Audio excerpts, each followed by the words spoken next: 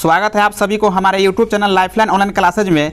इस चैनल पर वर्ग 10वीं एवं 9वीं के छात्र छात्राओं के लिए एग्जाम में आने वाले महत्वपूर्ण क्वेश्चन का PDF नोट फ्री में देकर ऑल सब्जेक्ट की तैयारी बहुत ही बेहतर ढंग से कराई जा रही है। इसलिए अभी तक आप लोग इस चैनल को सब्सक्राइब नहीं किए हैं तो चैनल को सब्सक्राइब करें, बेल आइकन प्रेस करें ताकि समय समय पर वीडियो का नोटिफिकेशन आप लोगों को मिलता रहे। हम आप लोगों को अध्ययन कराने वाले हैं वर्ग 10वीं के संस्कृत के अध्याय नंबर 7 जो नीति श्लोका है। तो चलिए आप लोगों को बिना देरी किए हुए इस पाठ के बारे में थोड़ा परिचय कराते हैं आप लोगों को। जैसा कि देख रहे हैं आप लोगों के सामने जो पाठ है नीति श्लोका, तो समझिए नीति श्लोका पाठ में अध्ययन करना क्या है। तो नीति श्लोका पाठ में 10 श्लोक दिया गया है। कितना श्लोक? 10 श्लोक दिया गया है। और ये 10 श्लोक कहाँ से लिया गया है? तो महाभारत से लिया गया है। कहाँ से? महाभारत से लिया गया है। और ध्यान रखिएगा आप लोग कि महाभारत के पूछ सकता है कि जो नीति श्लोका पाठ में जो श्लोक लिए गए हैं ये सब महाभारत के किस पर्व से लिए गए हैं। तो आप लोग ध्यान रखिएगा, इसका जो श्लोक है महाभारत के उद्योग पर्व से है। किस पर्व से है? तो उद्योग पर्व से लिया गया है। और नीति श्लोका पाठ के रचनाकार कौन है? तो विदुर नीति। कौन है? महात्मा विदुर है। महात्मा विदुर, ध्यान रखिएगा आप लोग, महात्मा विदुर। या पूछ सकता है कि विदुर नीति पाठ का नाम क्या है? तो नीति श्लोका। तो चलिए क्वेश्चन की तरफ बढ़ते हैं, क्वेश्चन को सोल्व करते हैं। क्वेश्चन है आप लोगों के सामने कि नीति श्लोका के रचनाकार कौन है? नीति श्लोका के रचनाकार कौन है? तो नीति श्लोका पाठ का रचनाकार कौन हो जाएगा? महात्मा विदुर। चलिए नेक्स्ट क्वेश्चन की तरफ बढ़ते हैं, नेक्स्ट क्वेश्चन को देखते हैं। नेक्स्ट क्वेश्चन है आप लोगों के सामने कि विदुर नीति से संकलित पाठ का नाम क्या है? विदुर नीति से संकलित पाठ का नाम क्या है? तो है नीति श्लोक। तो ऑप्शन नंबर ए हो जाएगा, नीति श्लोक। चलिए नेक्स्ट क्वेश्चन को देखते हैं। नेक्स्ट क्वेश्चन है आप लोगों के सामने कि प्रश्न उत्तर रूप में कौन ग्रंथ है? प्रश्न उत्तर रूप में, प्रश्न और उत्तर के रूप में कौन सा ग्रंथ है? तो यहाँ मनुस्मृति, वेद, मेघदूत, रामायण, विदुर नीति। तो विदुर नीति जो है प्रश्न और उत्तर के रूप में अंकित है। चलिए अगला क्वेश्चन की तरफ बढ़ते हैं। अगला क्वेश्चन है आप लोगों के सामने कि किसके प्रश्न का उत्तर विदुर देते हैं? किसके प्रश्न का उत्तर विदुर देते हैं? तो दुशासन, कृष्ण, अर्जुन, धृतराष्ट्र। तो आप लोग का आंसर जो हो जाएगा धृतराष्ट्र। ऑप्शन नंबर डी हो जाएगा। चलिए नेक्स्ट क्वेश्चन को देखते हैं। नेक्स्ट क्वेश्चन है बहुत ही अच्छा क्वेश्चन है कि नरक के कितने द्वार हैं? नरक के कितने द्वार है? तो नरक के कितना द्वार है? तो याद रखिएगा आप लोग 3 द्वार है। और कौन कौन है? तो आप लोग याद भी रखिएगा, काम, क्रोध और हो जाएगा आप लोगों का लोभ। काम, क्रोध और लोभ। चलिए आगे की तरफ बढ़ते हैं। अगला क्वेश्चन आप लोगों के सामने है कि क्षमा किसकी हत्या करता है? क्षमा जो है किसकी हत्या करता है? धर्म का, अर्थ का, काम का, क्रोध का। तो आंसर आप लोगों का हो जाएगा डी, क्रोध।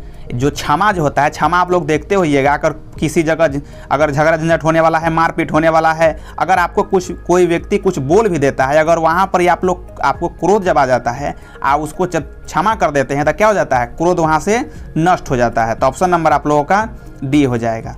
चलिए नेक्स्ट क्वेश्चन को देखते हैं। नेक्स्ट क्वेश्चन है बहुत अच्छा क्वेश्चन कि कौन सर्वश्रेष्ठ धन है? कौन सर्वश्रेष्ठ धन है? धर्म, अर्थ, काम, क्रोध।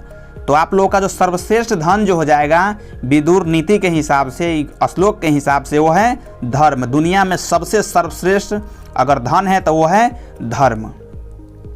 चलिए आगे की तरफ बढ़ते हैं। अगला क्वेश्चन है कि किससे सुख की प्राप्ति होती है? किससे सुख की प्राप्ति होती है? यहाँ पर है धर्म, अहिंसा, काम, क्रोध। तो यहाँ पर थोड़ा क्वेश्चन में एरर है यहाँ पर, क्योंकि ऑप्शन यहाँ पर धर्म, अहिंसा और काम, इस तीनों से सुख की प्राप्ति होती है। एक यहाँ पर क्रोध से नहीं होती। तो यहाँ पर रहता कि किससे सुख की प्राप्ति नहीं होती है। तो आप लोग का आंसर हो जाएगा डी, क्रोध।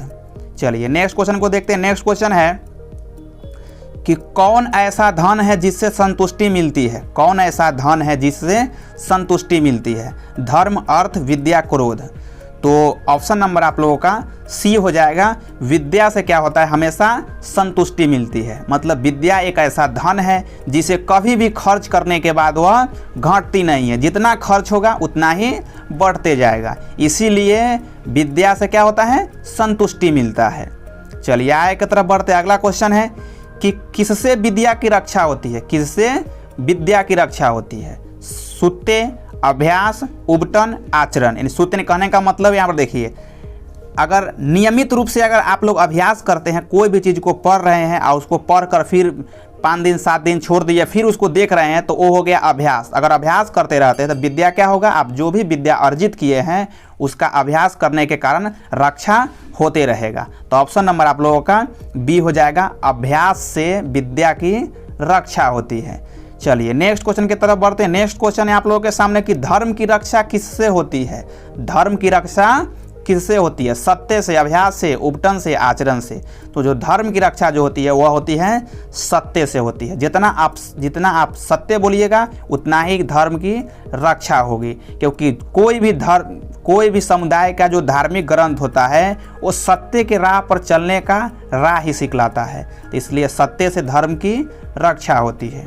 चलिए नेक्स्ट क्वेश्चन की तरफ बढ़ते हैं। नेक्स्ट क्वेश्चन है आप लोगों के सामने कि रूप की रक्षा किससे होती है। रूप की रक्षा किससे होती है। रूप कहने का मतलब चेहरा की रक्षा किससे होगा, सत्य, अभ्यास, उबटन, आचरण। तो यहाँ पर आप लोगों का आंसर जो हो जाएगा, रूप की रक्षा जो होती है वो उबटन से होती है। उबटन का मतलब होता है श्रृंगार। क्या चीज़, श्रृंगार। अगर आप लोग नियमित रूप से श्रृंगार करते हैं, थोड़ा चेहरा को देखभाल करते हैं, तो इससे क्या होगा, आपकी रूप का रक्षा होते रहेगा। चलिए आगे की तरफ बढ़ते, अगला क्वेश्चन को देखते हैं। अगला क्वेश्चन है कि खानदान की रक्षा किससे होती है। खानदान की रक्षा किससे होती है, सत्य से, अभ्यास से, उपटन से, आचरण से। तो खानदान की रक्षा जो होती है वो होती है आचरण से। अगर ऐसा उदाहरण के तौर पर समझिए आप लोग कि किसी का खानदान बहुत ही अच्छा है, अगर आने वाला पुत्र जो हो गया या उसका पीढ़ी जो हो गया, उसका अगर आचरण खराब हो गया तो क्या हो जाएगा, वो खानदान का जो मान प्रतिष्ठा है क्या हो जाएगा, वो खत्म हो जाएगा। इसलिए आचरण से क्या होती है, खानदान की रक्षा होती है। इसलिए हमेशा अपने आचरण को अच्छा बनाए रखना चाहिए, जिससे क्या हो कि समाज में उसके परिवार के, खानदान का मान सम्मान बना रहे। चलिए नेक्स्ट क्वेश्चन की तरफ बढ़ते हैं। नेक्स्ट क्वेश्चन है आप लोगों के सामने कि घर की लक्ष्मी कौन होती है। घर की लक्ष्मी कौन होती है, तो आप लोग भी जानते हो जाए घर की लक्ष्मी कौन होती है, पुरुष, स्त्री, बालक कोई नहीं। तो घर की लक्ष्मी की संज्ञा दिया गया है स्त्री को।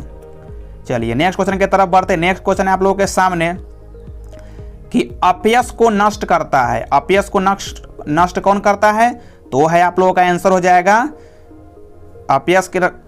अपयश को नष्ट कौन करता है, तो हो जाएगा उसका आंसर नम्रता। ऑप्शन नंबर आप लोगों का ए हो जाएगा, नम्रता।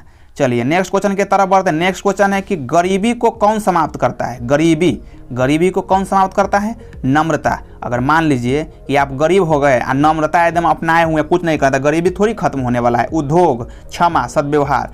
अगर गरीबी खत्म करना है तो उद्योग धंधों का सहारा लेना पड़ेगा। या हमारे बिहार में ही देखिए कितना पिछड़ा राज्य है। उद्योग धंधा के विकास न होने के कारण हमारा बिहार क्या है, पिछड़ता हुआ जा रहा है। तो वही अगर गरीबी को खत्म करना है तो उद्योगी पुरुष बनना पड़ेगा। कैसा पुरुष, उद्योगी पुरुष बनना पड़ेगा, तब हम क्या कर सकते हैं, अपने गरीबी को खत्म कर सकते हैं। तो आ गया समझ में आप लोगों का। चलिए नेक्स्ट क्वेश्चन की तरफ बढ़ते। नेक्स्ट क्वेश्चन है कि अशुभ लक्षणों को कौन समाप्त करता है। अशुभ लक्षणों को कौन समाप्त करता है, नम्रता, पराक्रम, क्षमा, सव्यवहार। तो अशुभ लक्षणों को जो खत्म करता है वो खत्म करता है सव्यवहार, या सद्व्यवहार भी बोलते हैं इसको। सव्यवहार अशुभ लक्षण को खत्म करता है। चलिए नेक्स्ट क्वेश्चन को देखते हैं। नेक्स्ट क्वेश्चन आप लोगों के सामने है कि प्रगति की इच्छा रखने वाले मनुष्यों को कितने दोषों को त्याग देना चाहिए। प्रगति कहने का मतलब कि अगर आप लोगों को इस संसार में कुछ करना है, अच्छा काम करना है, तो कितने दोष, मनुष्य में जो 6 प्रकार के दोष पाए जाते हैं, याद रखिएगा आप लोग। मनुष्य में पूछ सकता है कितने प्रकार के दोष पाए जाते हैं, तो 6 प्रकार के दोष पाए जाते हैं मनुष्य में।